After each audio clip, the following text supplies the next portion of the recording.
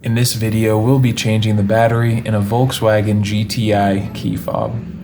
One thing to note is that there are two devices that look just like this, but are actually different and have a different process of opening them up and changing the battery. So the first of which is the one that has the indicator light on the top right hand side. That's what we will be doing in this video.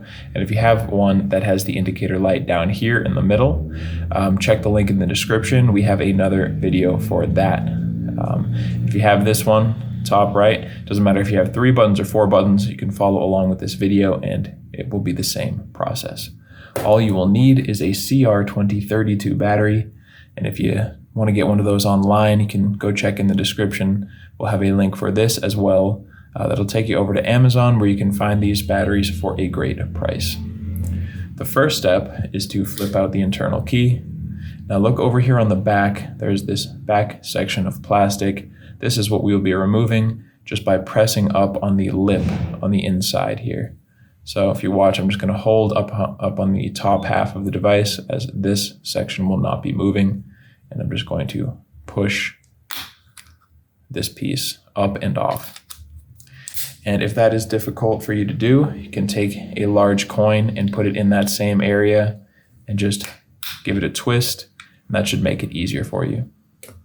Here we go. You can come over to the battery and you find these 2 tabs up on the top part of the battery, or of the housing around the battery. Just going to apply a little bit of pressure directly onto the battery in that area and it will click right out. Now you can take your new battery, CR2032, and when you're putting it in, you want to make sure that this positive side is facing up. And you'll just slide it under those 2 tabs and then click it down so that it sits flat in there.